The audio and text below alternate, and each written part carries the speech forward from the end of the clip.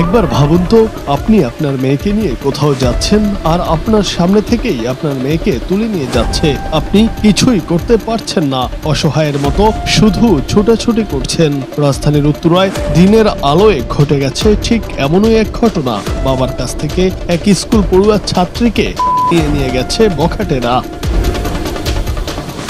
ঘটনাটি ঘটেছিল গত 22 এপ্রিল দুপুরে। পরীক্ষা শেষ করে বাবার হাত ধরে বাসায় ফিরছিল মেয়ে। উত্তরা 6 নম্বর সেক্টরের 5 নম্বর সড়কে পৌঁছালে হঠাৎ 6 থেকে 7 জনের একটি দল পথ রোধ করে দাঁড়ায়। কিছু বুঝে ওঠার আগেই বাবাকে অসহায় করে দিয়ে কিশোরীকে পূর্বক একটি গাড়িতে তুলে নিয়ে যায় তারা। চোখের সামনে থেকে সন্তানকে ছিনিয়ে এই দুঃসাহসিক ঘটনায় স্তম্ভিত হয়ে পড়েছিল পুরো উত্তরাবাসী।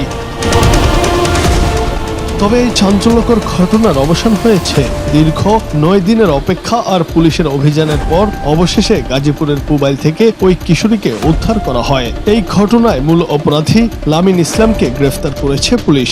উত্তরা গার্লস স্কুলের ওই শিক্ষার্থীর উদ্ধারের খবরে দীর্ঘ 9 দিন পর ভুক্তভোগী পরিবারে স্বস্তি ফিরে এসেছে।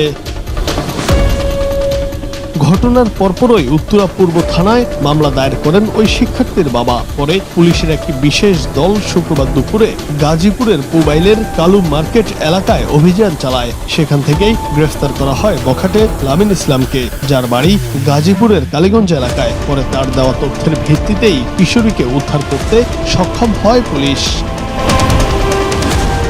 উত্তরা পূর্ব থানা পুলিশ জানিয়েছে, মূল অভিযুক্ত গ্রেফতার হলেও এই চক্রের সাথে জড়িত বাকি আসামিদের ধরতে অভিযান অব্যাহত রয়েছে।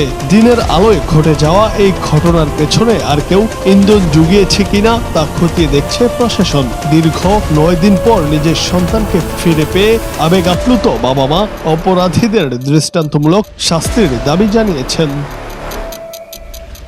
জুনায়েদ আহমেদ, বাংলা টিভি।